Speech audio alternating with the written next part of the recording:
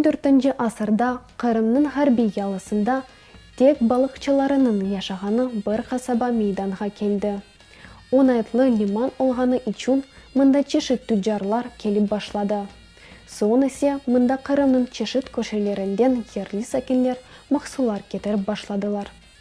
Қасаба тезден инкешаф етмеге башлай. Велиман қасабасына чевріле.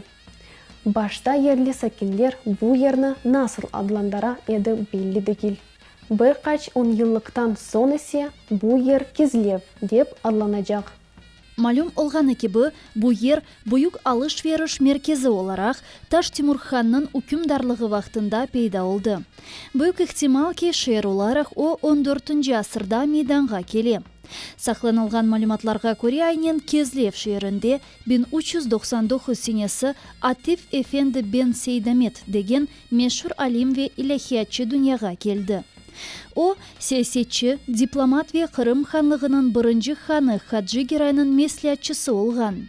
Ояны девлетінің құрылышы үшін чоқ бұйық рөл ойнады.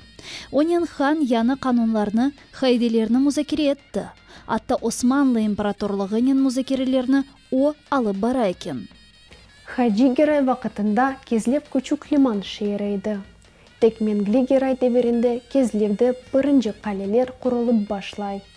Антик Киркинетида. Бүгін оның ақында не білеміз? Қадими муэлифлер Геродот, Гекатий Милецкий, Бүйік Плиний, Клавдия Птоломея, Флавия Ариана айтқанларына көре бұл шер миладиден евел 6 асырда құрылған екен. Бірінші 200 ел Киркинетида мұстақыл девлет еді. О ич идарежілікке арби қарабуларға шахси параларына сайып еді. Атина, Родос, Синоп, Гераклеянен иқтисади медени бағаларны тұтайды. Миладиден евел 2 асырда шерні скитлер запт еті. Оның сәкенлері Херсонеске жүретіті. Бір қач мұддет сонысе Киркинетида Панси девлетінің бір қысмы ола. Бірінші асырның ортасында мұнда Рома гарнизоны ерлешеді. Ама 150 жылдан сон Ромалыларының еріне готлар, аланлар келе. Сонра оларға өлімжіл дарбені гунлар кетіре. Гунлар шерге кірген сон шер зорнен озының аятына девам етті. 5 асырда обашта Хазар, соңра Бизанс тесір алтына түше. Археология қазмалар ярдымынен шерінің ортасы Земаневи кезлерінің меркези бөлгесіне ерлеше. Шерінің женюбей бөлгесі шымды дениз алтында қалды. Шымды Киркинетида не вақыт йоқ олғанына айтмақ пек зор. Бүк ихтималке антик шерінің веранелеріні да кезлерінің бірінші сәкендері көрген еді. Ама олар веранелерден шарқи бөлгеде ерлеше еділер. Кезлев топонимі қайдан пейда олды, әлі де белі дегіл. Бұл сөзіні юз көз деп тіржеме етелер. Санки евлерді янған юзлерже ұшықлар денізден көріне еді. Дегерлері ise бұл ерні Незарет ноқтасы деп тәржеме еді. Чөнки Кезлев тек лиман шейірі дегілді Қырым ханлығының арби форпосты олған. Бұйық ихтималки қале диварлары құрылмаздан евел шейір тұшында 15 асырларда Мевляна Текие дервешлер еві құрылған еді. Бұл ер мұсылман дүниясының esas дини суфи меркезлерінден бірі сайылайды. Вақыт кештікше мұнда балабан комплекс пейда ола. Бүгін Теке дервишлер комплексі Украина ве СНГ территориясында екене сақланылғандыр. Бір хаш вақыт кешкен сон Теке территориясында жами құрыла. 19 асырда ise медресе. Қале деварлары 1476 сенесі құрылды. Бұл құрылышқа Санживан Паша деген кеші елбашчылық етті. Yüksek қале деварлары чөлден пек яқшы көрінмеге башлады. Ортасы шеріні садыжы шер араба қапысындан кермек мүмкін олған. Умумен бөлі араба қапылар 5 еді. Искеле қапу шерінің женюби шарқи тарафында ерлешеді. О денизге чыққан. Мұнда Сахиб Герай бірінші құрған деңіз лиманы ерлешкен. Бұл лиман тахменен 200 геміні қабыл етме имканына сайып еді. Оның янында дениз күмрігі бар еді. Анда қазанылған паралар девлет хазинесіне түшкен. Ғарби тарафтан қалеге ат қапусы кетіреді. Олар оқадар тар еді тек бір атлы инсан кечіп олған. Бір қач вақыт кечкен сон араба қапу мүкеммеллештіріліп, инат қапу деп адландырылған. Шимали шарқи тарафта топрақ қапу ерлешкен. Бұ қапыны герайларының тарақ тамғасы яраштырайды. Бұ хан акимиетінің эсас тимсалі екен. Шарқта Одун базар қапысы ерлеші. Мұнда айнен бойле аднен адландырылған базарды олған. Бұ 20 асырға қадар сақланылған екене араба қапыдыр.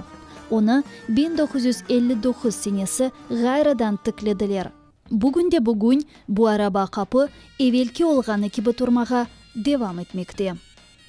Кезлевде бүгінде ескі шерінің планировкасы сақланылып қалды. Дар қиыш соқақлар шерінің içine алып бара. Бұ дұшманы алдатмақ үшін өзел бір әрекет олған. Егер ерлі сәкенлер мұнда қолайлықнен юрип yollarını білсе, шерге ябанжы бұрысы түшсе, тезден жуыла біле екен. Ве уджум етмек үшін керген дұшман өзін құрбанға чевірілген. Орта асыр сырайларының эпысы пенжерелері азбарға чықайды. Олар yüksek диварларнен сарылған еді. Мұнда тек емен терегінден япылған балабан араба қапылар ярдымынен кірмек мүмкін екен. Эпысы шер араба қапылары қалеве кулелер өз ара ер 6 yollarнен бағлы екен. Олар шархы араба қапы ойынды бірлешкен. Бұ ер 6 yol хан yolu деп адландырылған. Шерге уджум етілсе, бұ yolнен құлайжа дұшманға көрінмеп, кезлемні терк етмек мүмкін еді. Орта асырларда ezan оқылғанындан сон шерінің араба қапылары қапана еді. Ерлі сәкенлерге егер пек керек олмаса, геже тышары чықмаға ясақ еді.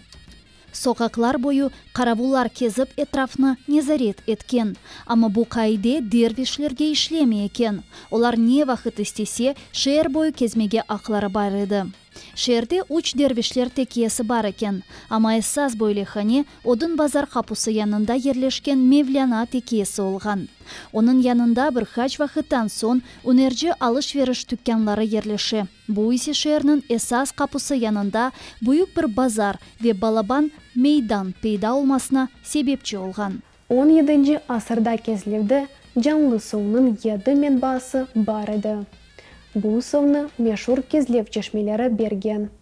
1552 сенесі кезлевде мұйым Одиссей yüz берді.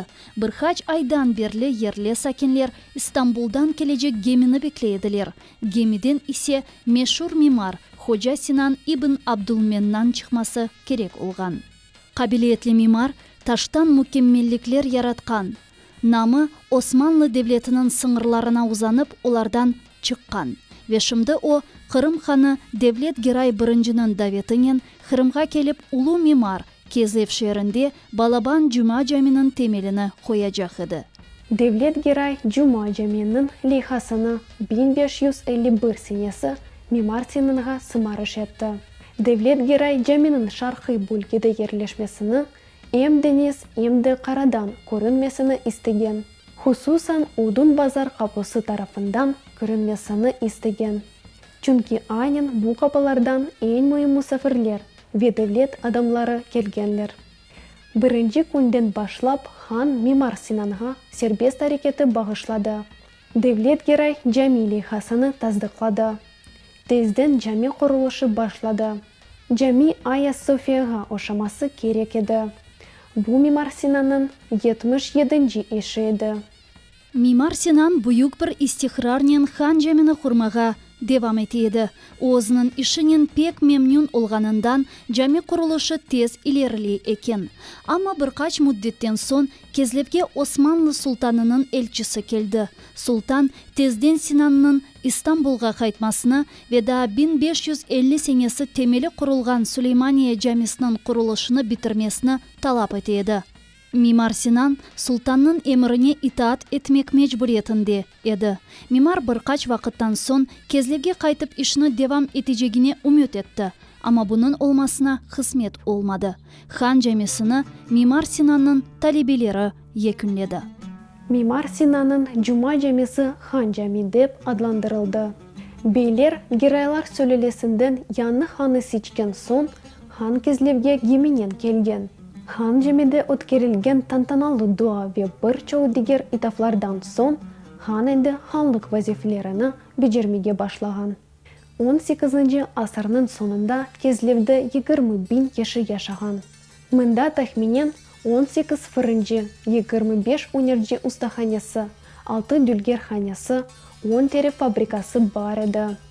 17 асырдан мында 2 медресе, 5 мектеп мевжут екен. 1780 ученесінден сон се шер төшмеге башлады. Бір чоқ ерлі сакенлер евлеріні терк етмеге мечбур қалды. Ишғалжи үкімет есе кезлевні Евпатория деп адландырды. Бүгінгі программамыз сонына келді. Невбеттікі яйында көрішкенже достлар.